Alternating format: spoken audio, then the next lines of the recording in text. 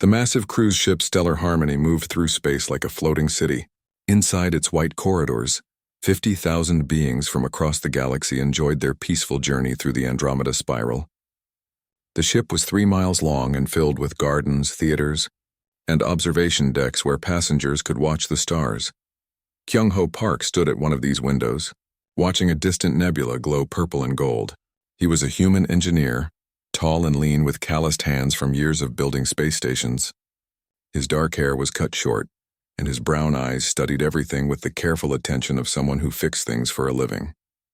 He was heading home to Earth after spending 2 years building mining platforms around Proxima Station. "Beautiful, isn't it?" said a voice behind him. Kyung-ho turned to see So-min Lee, another human passenger. She was shorter than him, with long black hair tied back in a practical ponytail. Her gentle face and warm smile made most aliens think she was harmless. But Kyung-ho noticed how her eyes constantly observed everything around her. She was a xenobiologist who studied how different species could live together peacefully. "Very beautiful," Kyung-ho agreed.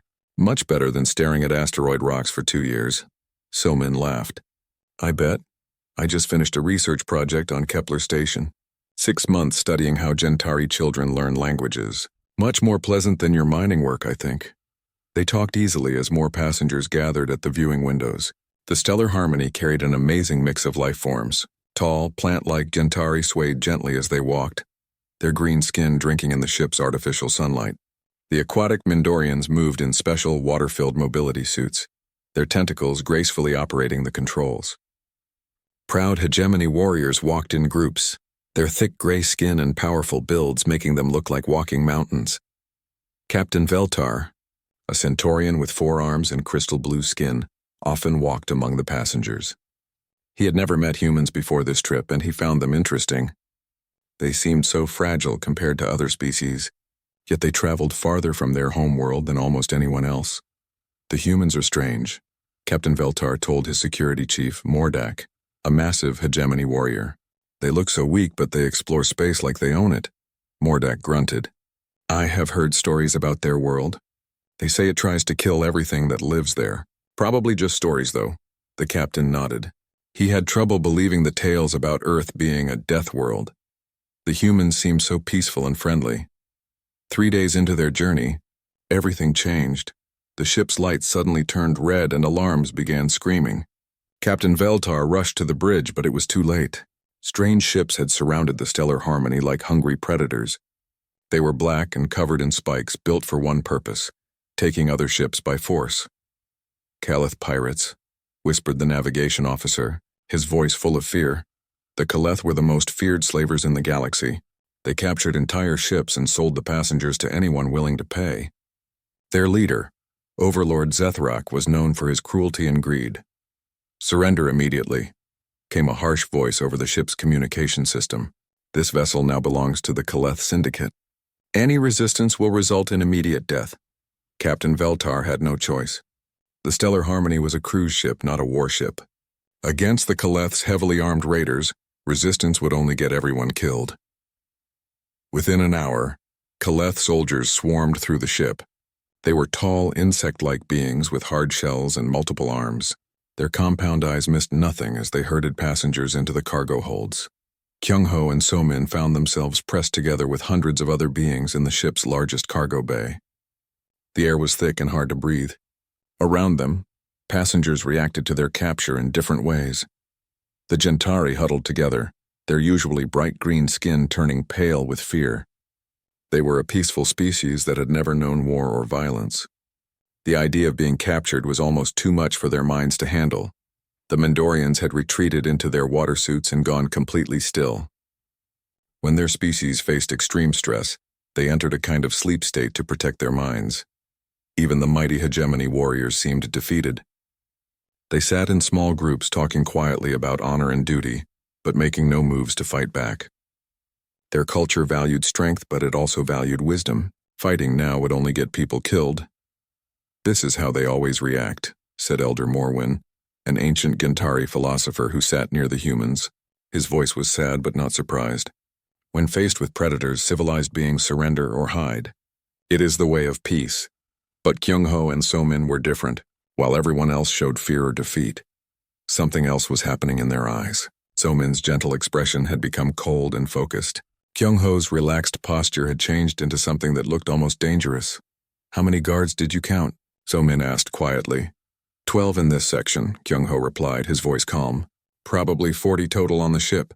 The Caliph liked to use just enough force to control, but not enough to damage valuable cargo." "Cargo," So-min repeated with a bitter smile. "That's what we are now." Elder Morwin listened to their quiet conversation with growing amazement. While every other species in the hold was trying to accept their fate, or find ways to cooperate with their captors, the humans were doing something else entirely. They were planning. The guards changed shift every 4 hours, Kyung-ho observed. The new ones looked tired, like they've been doing this for days. "Their exoskeletons have weak points at the joints," So-min added, her scientific training showing. "And they're having trouble with the ship's gravity. They keep adjusting their balance." "You know about their biology?" Kyung-ho asked. "I know about everyone's biology," So-min said simply. "It's my job." Around them, other passengers began to notice the humans' strange behavior. Captain Veltar, who was being held with the other crew members, watched with growing curiosity. The humans weren't panicking or giving up. They were studying their captors like scientists examining interesting specimens. Outside the cargo hold, the Keleth were busy with their own work. Overseer Kethalon, a scarred veteran of 100 raids, was cataloging the passengers by species and value. Gentari, excellent for domestic work, he noted in his records. Mindorians and highly intelligent, good for technical tasks. Hegemony, strong but potentially dangerous, recommend heavy security. When he reached the humans, he barely paused. Unknown species from Outer Rim. Small, weak build, no natural weapons. Probably from a low-gravity world. Recommend Category 3, basic labor. It was a mistake that would soon cost him everything. As the hours passed, the humans continued their quiet observations. They noted guard patterns, studied the ship's layout, and identified potential weapons among the cargo containers around them. "They think we're harmless," So-min said with a cold smile. "Good," Kyung-ho replied. "Let them keep thinking that." Elder Morwin felt a chill run through his ancient bones. He had heard stories from the old days, legends that most people now believed were just myths, stories about a species from a world so dangerous that they had become more dangerous than their environment. A species that had learned to hunt and kill as naturally as others learned to eat and sleep. As he watched the humans, Elder Morwin began to wonder if those old stories might be true after all. The stellar harmony continued its journey, but now it carried something the Keleth had never expected. 2 apex predators who had just been backed into a corner. The hunt was about to begin. The next morning, the Keleth began processing their new cargo. Overseer Kethalon walked through the cargo holds with his scanning equipment, recording details about each species for the slave markets. The process was cold and efficient. Each passenger was forced to stand while scanners measured their strength, intelligence, and physical capabilities. The Keleth had done this thousands of times before. They knew exactly what each species was worth. Gentari female, age approximately 60 standard years. Kethalon dictated to his recording device. Bone density normal for species, muscle mass low, suitable for light domestic work or childcare. Estimated value 500 credits. The Gentari woman trembled as the scanners examined her, but she did not resist. Her people had learned long ago that cooperation led to better treatment from captors. The Mindorians were next. Even in their mobile water suits, they were clearly valuable. High intelligence rating, excellent technical skills, Keithlon noted. These will bring good prices from the mining corporations. When he reached the hegemony warriors, Kethalon was more careful. These beings were dangerous even as prisoners. Maximum security required, he noted. Recommend immediate transport to high-security facilities. These could be worth 5,000 credits each to the right buyers. The hegemony warriors stood proud and silent during their examination. Their culture taught them to face death with dignity, and they would not give their captors the satisfaction of seeing fear. Finally, Kethalon reached the humans. Kyung-ho stepped forward first. The scanners hummed as they examined his body, and Kethalon frowned at the readings. "Unusual," he muttered. "Bone density is lower than expected, but muscle fiber composition is strange. Very efficient for body mass." The overseer had never seen humans before, so he had no idea what the readings meant. To him, the data just showed another weak species from some peaceful world. Height average, weight light for size, he recorded. No natural weapons detected. Skin appears fragile. Estimated strength rating, below average. When So-Min was scanned, the results confused Kethlon even more. This one shows high intelligence markers, but physical capabilities appear minimal. Possibly suitable for technical work, but build suggests domestic duties. The overseer made his final notes. Species classification, unknown rim-worlders. Security level, minimal. Category, basic labor. Estimated value, 200 credits each. It was the lowest classification possible. In the Kaleth's experience, any species that traveled space without obvious physical advantages must be from easy, comfortable worlds. They had to be weak. As the processing continued, So-Min used her time to study their captors more carefully. Her years of xenobiology training had taught her to see details that others missed. "Look at how they move," she whispered to Kyung-ho. "Their balance is off. They're adapted for higher gravity than this ship provides." Kyung-ho nodded. "And see how they keep adjusting their breathing? The air mixture here isn't quite right for them either. Their exoskeletons look impressive, but notice the joints," So-Min continued. "Those are pressure points. And the way they hold their weapons suggests their grip strength isn't as good as it looks." While the humans observed, Kyung-ho was also studying the ship itself. His engineer's eye automatically cataloged structural details, system locations, and potential weak points. Emergency bulkheads every 50 meters, he noted quietly. Gravity generators in the lower decks. Life support controls probably on Deck 7 near the main computer core. "You're thinking like this is a blueprint," So-Min said with approval. "Because it is.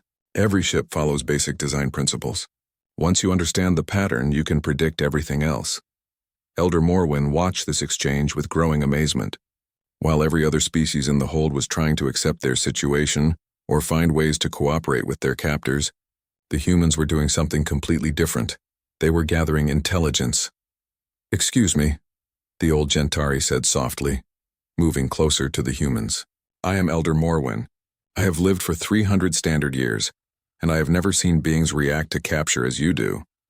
So-Min looked at him with interest. "How do others usually react?" "With fear, resignation, or attempts at negotiation," Morwen replied. "The civilized response to superior force is to submit and hope for mercy." "Mercy," Kyung-ho repeated, as if the word tasted strange in his mouth.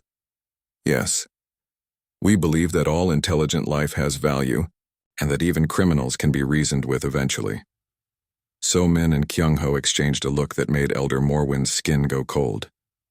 "Elder," So-Min said gently, "what do you know about Earth?" "Very little. I have heard it called a death world, but I assumed that was exaggeration." "It's not," Kyung-ho said simply. "Earth really does try to kill everything that lives there.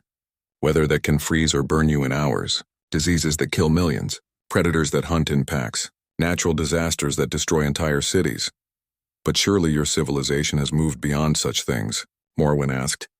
"We've learned to manage them," So-Min explained, "but we've never moved beyond them.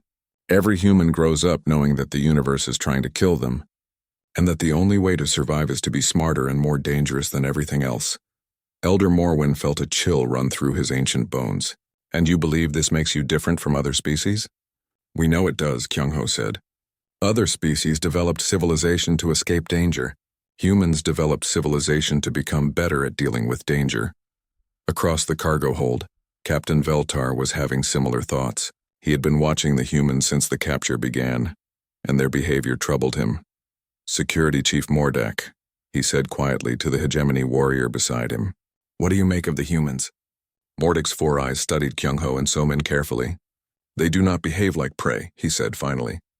"Among my people we have a saying, the most dangerous enemy is the one who does not fear you."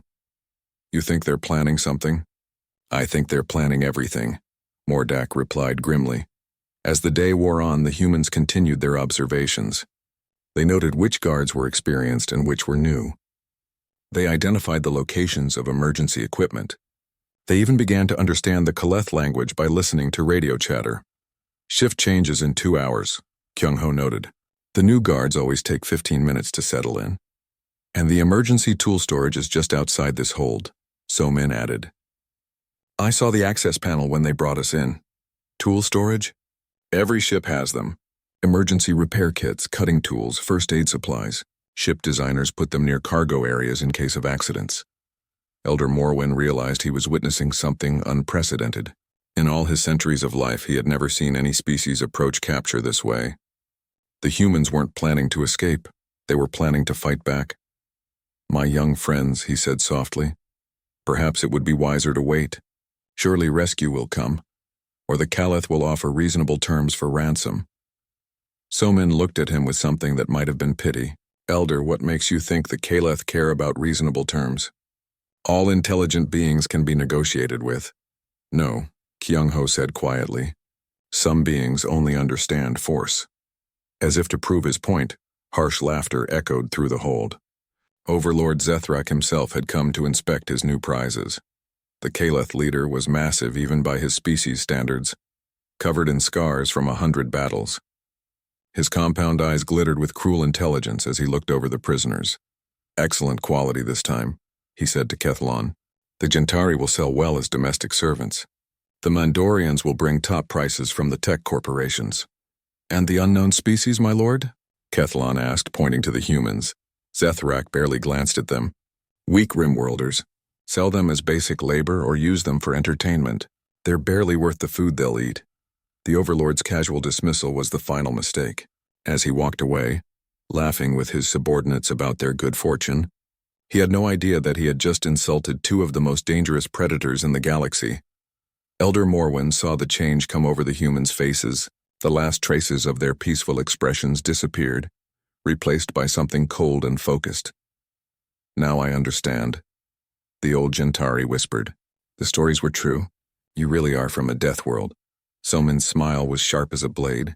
"Elder, you have no idea what a death world really creates." The hunt was about to begin. The breaking point came 3 hours later. Sub-Commander Velketh had been drinking heavily since the capture. The successful raid had put him in a celebratory mood, and he decided to have some fun with the prisoners. He entered the cargo hold with 2 guards, their weapons gleaming under the harsh lights. The prisoners instinctively moved back as the Caliph approached, but Velketh was looking for something specific. "You," he said, pointing one of his 4 clawed arms at Somin. "Come here." Somin stood slowly, her face calm. Around her, the other passengers tensed with fear. They all knew what happened when slavers chose prisoners for entertainment. "Please," Elder Morwen said, stepping forward. "She is young and frightened."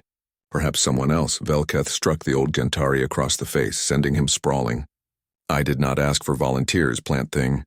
The sub-commander's compound eyes fixed on Somin again. "This one looks soft. Perfect for breaking in." Kyung-ho had been sitting quietly near the cargo containers, but now he stood. His movement was smooth and controlled, like a predator preparing to strike. "I wouldn't do that if I were you," he said calmly. Velketh laughed. "Oh, and what will you do about it, Softskin? Your scans showed you barely have the strength to lift your own body weight." "The scans were wrong," Kyung-ho replied. The other prisoners watched in amazement as the human stepped forward. He looked so small compared to the armored Caliph, but something about his posture made the guards shift nervously. "Stand back, or we will shoot you," one of the guards warned. "No, you won't," Somin said quietly, "because dead prisoners are worth nothing, and your overseer would have you flayed alive for damaging valuable cargo." Velketh's eyes narrowed. "Smart little thing, aren't you? Fine, we'll just hurt you enough to make you cooperative." He reached for Somin with one clawed hand, and everything changed. Somin moved like liquid lightning. Her hand snapped up and caught Velketh's wrist, her fingers finding pressure points that shouldn't have been visible through his exoskeleton. The sub-commander screamed as alien nerve pathways he didn't know he had suddenly exploded with pain. At the same moment, Kyung-ho's hands found a piece of broken cargo container. The metal fragment was sharp and perfectly balanced, and the human's arm moved in a precise arc that ended with the improvised weapon buried in the joint between the first guard's helmet and chest plate. The guard dropped instantly, his nervous system severed with surgical precision. The second guard spun toward Kyung-ho, but he was already moving. The human rolled under the alien's weapon, came up behind him, and delivered a strike to the base of his skull that dropped him like a stone. The entire fight lasted less than 10 seconds. Velketh was still screaming. His arm twisted at an impossible angle in Somin's grip. She had found nerve clusters that Kaleth anatomy shouldn't have allowed her to reach, and she was applying pressure with the precision of someone who understood exactly how pain worked. "You see," she said conversationally, "I'm a xenobiologist. I study how different species work. I know where every nerve, artery, and pressure point is located on every known species in the galaxy, including yours," Kyung-ho added, picking up one of the fallen guard's weapons. The other prisoners stared in shock. The transformation was complete and terrifying. The gentle scientist and quiet engineer had become something else entirely. Predators operating with cold, efficient violence. "Impossible," Captain Veltar whispered. The scans showed them as weak. Elder Morwen struggled to his feet, blood running from his injured face. "The scans measured their bodies by our standards," he said slowly. "But they're not from our kind of world." On the floor, Velketh had stopped screaming and started pleading. "Please, I surrender. I was only following orders." So Min's expression didn't change. "Following orders. How civilized." She applied more pressure and the sub-commander whimpered. "Tell me, how many prisoners have you broken in while following orders?" I don't know. Many." "Wrong answer," Kyung-ho said.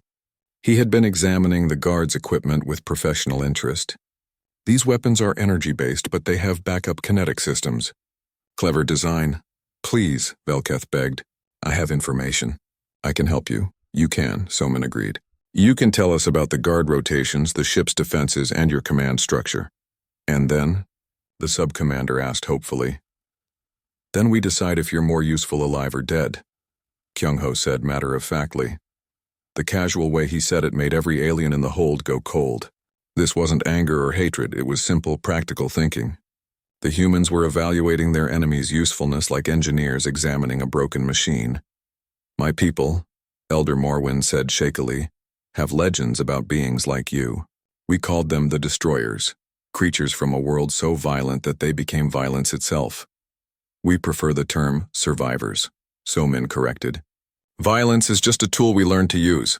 Captain Veltar found his voice. "Your world, what is it really like?"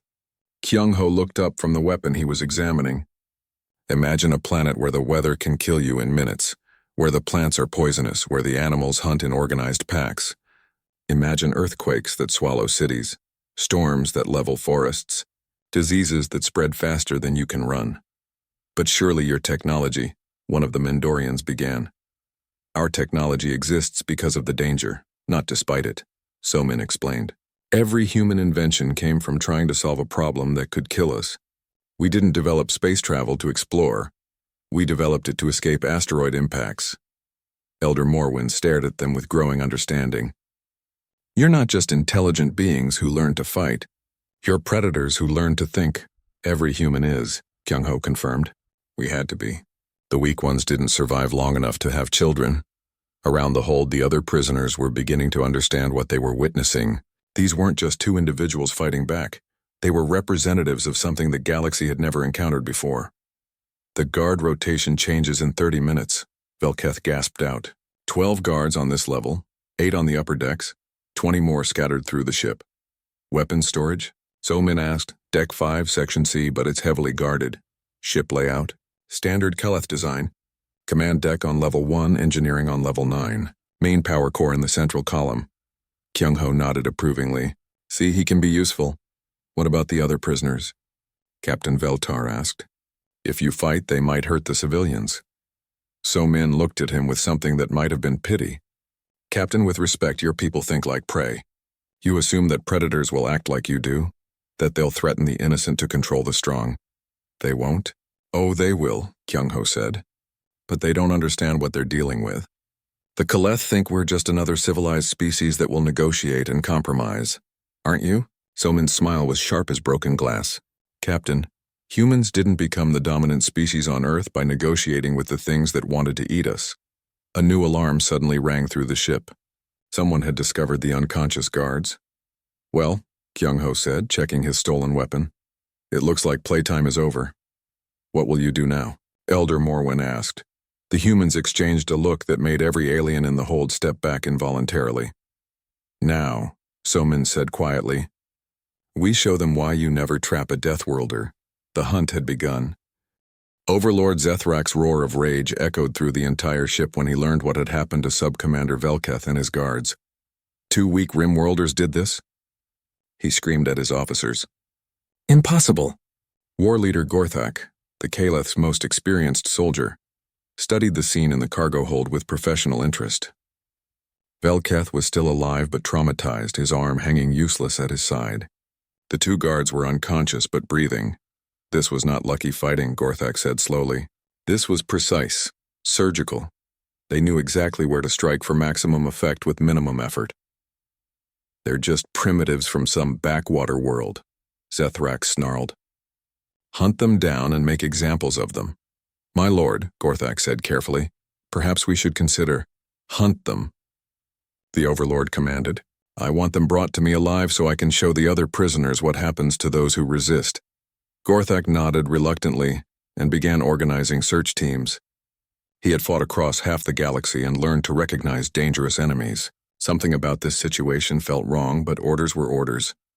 Meanwhile, Kyung-ho and So-min had vanished into the ship's maintenance systems like ghosts.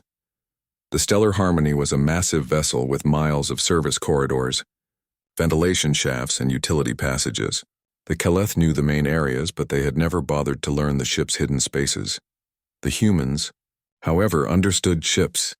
Emergency access panel here, Kyung-ho whispered, pointing to a nearly invisible hatch.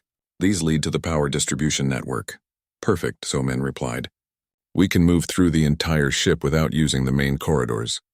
They slipped through passages barely wide enough for human bodies, crawling through spaces designed for maintenance robots. The Caleth with their bulky exoskeletons could never follow. First team to engineering, Kyung-ho said softly. We need to understand their power systems. Second team to weapons storage, So-min agreed. We need better equipment.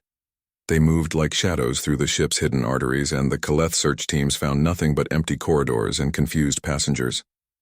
Where are they? Gorthak demanded over his communicator. 12 teams searching for 2 beings and nothing. Maybe they're hiding in the passenger areas, suggested one of his lieutenants. Check everything. Tear this ship apart if you have to. But while the Caleth searched the obvious places, the humans were learning everything about their enemy's operation. They found the Caleth command center, studied their communication systems, and identified their critical weaknesses. Their main computer is using a distributed network, Kyung-ho observed, watching through a maintenance access. But they've centralized the backup systems. Classic military mistake. And look at their guard rotations, So-min added.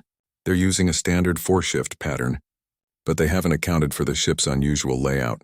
They were like scientists studying an interesting but flawed experiment.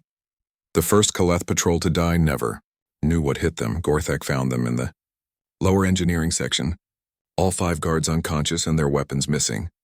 There were no signs of struggle, no indication of how the attackers had approached. Impossible, he muttered, examining the scene. How did they take down 5 armed soldiers without making a sound? His answer came an hour later when the second patrol disappeared. This time there were witnesses. A maintenance drone had recorded the attack, and Gorthak watched the footage with growing horror. The humans moved through the corridors like liquid death. They used the ship's gravity and architecture against their enemies, striking from impossible angles and vanishing before the Caleth could react. In the recording, Kyung-ho dropped from a ceiling maintenance hatch directly onto a guard's back, his improvised weapon finding the exact gap in the alien's armor. At the same moment, So-min emerged from a wall panel and disabled 2 more guards with precise strikes to nerve clusters. The entire fight lasted 4 seconds. How is this possible? Gorthak demanded. They have no military training, no advanced weapons. They don't need them, said Dr. Hithron, the ship's Mondorian physician. He had been examining the injured Caleth with growing amazement. These injuries are too precise for random violence. Every strike hits exactly the right spot to cause maximum damage while keeping the victim alive. Alive?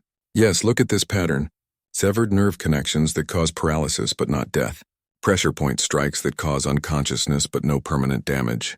It's as if they understand our biology better than we do. Gorthak felt a chill run through his exoskeleton. You're saying they're studying us? I'm saying they already know everything about us. Every weakness, every vulnerable spot. They're not fighting us. They're dissecting us. Back in the cargo hold, the remaining passengers watched the security feeds with amazement and terror. The humans had transformed the ship into their hunting ground, appearing and disappearing like deadly spirits. "I don't understand," Captain Veltar said to Elder Morwin. "How can two beings defeat trained soldiers?" The old Gentari's eyes never left the screens. "Because they're not just two beings, Captain. They're representatives of something we've never encountered before, which is a species that learned to survive by becoming the deadliest thing in any environment they enter." On the screen, they watched Kyung-ho emerge from a ventilation grate behind 3 guards. His movements were fluid and precise, each strike calculated for maximum effect. Within seconds, all 3 aliens were down. "Look at how they move," Elder Morwin continued. "No wasted motion, no emotional reactions. They're not fighting angry or afraid. They're fighting like predators who have cornered their prey." "But we're the ones with the ship and the weapons," Captain Veltar protested. "Are we?" the Elder asked quietly.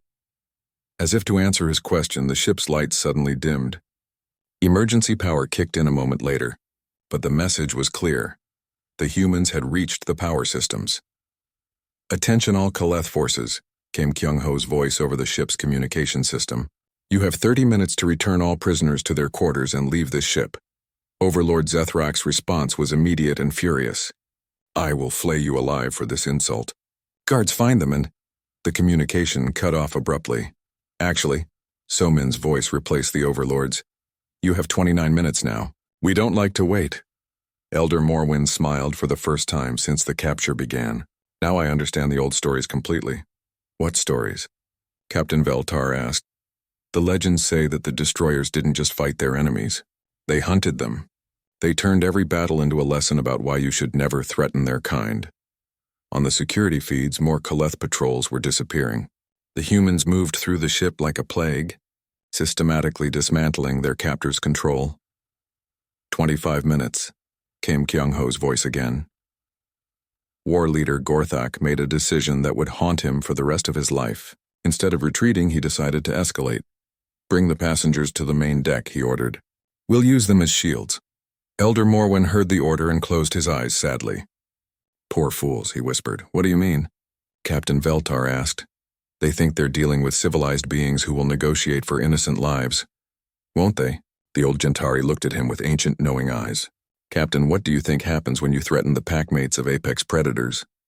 The ship's lights flickered again, and somewhere in the distance an explosion echoed through the corridors. The humans had just stopped playing games. The explosion that echoed through the stellar harmony came from the Kaleth ship docked to the cruise liner's hull. In the space of 30 seconds, Kyung-ho had planted improvised charges throughout their vessel's critical systems. "What was that?" Overlord Zethrak demanded as his command center shook. "Our ship, my lord," came a panicked voice over the communicator. "Something has damaged the engines and navigation systems." "How?" "We left guards." "The guards are—" "They're unconscious, sir. All of them." Zethrak's compound eyes blazed with fury. These primitive beings had just cut off his escape route. "Bring all the passengers to the main deck immediately. We'll use them as shields." War leader Gorthak hesitated. "My lord, perhaps we should reconsider. These humans have shown capabilities that—" "Do it," Zethrak screamed. "I will not be humiliated by 2 soft-worlders." As Kaleth soldiers began herding passengers from the cargo holds, Elder Morwin limped alongside Captain Veltar. "This is the end," the captain said grimly. "When they see innocent lives threatened, the humans will have to surrender." Elder Morwin shook his ancient head. "Captain, you still don't understand what we're dealing with. They're civilized beings. They won't let innocents suffer." "They're predators," the Elder corrected. "And when predators see their territory invaded and their pack threatened, they don't negotiate. They eliminate the threat completely." The passengers were forced onto the ship's main deck, a vast open area used for social gatherings during the cruise. Kaleth soldiers positioned themselves among the civilians, using them as living shields. "Humans," Zethrak's voice boomed through the deck speakers. "Show yourselves or I will begin executing prisoners." "Silence, you have 60 seconds. Still nothing. Very well," the Overlord snarled. He nodded to one of his soldiers, who raised his weapon toward a terrified Gentari child. The shot never came. The soldier suddenly stiffened and collapsed, a small metal projectile buried in the joint between his helmet and neck armor. The shot had been impossible. fired from somewhere in the shadows with perfect accuracy. Where are they? Gorthak shouted, scanning the deck desperately. His answer came from everywhere at once. The humans had spent hours studying the ship's layout, identifying every maintenance hatch, every emergency access, every blind spot in the security systems. Now they used that knowledge like a weapon.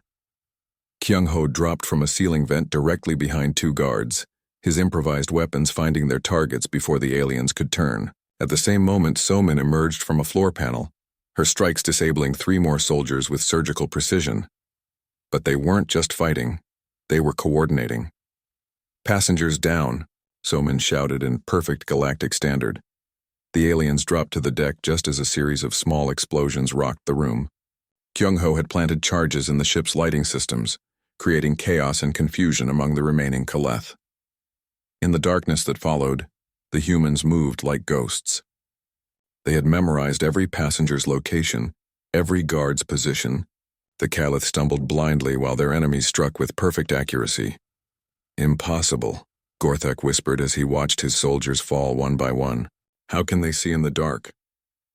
"We evolved on a world where most predators hunt at night," came Kyung-ho's voice from the shadows. Humans learned to be better at it than they were. Emergency lighting flickered on, revealing a transformed battlefield.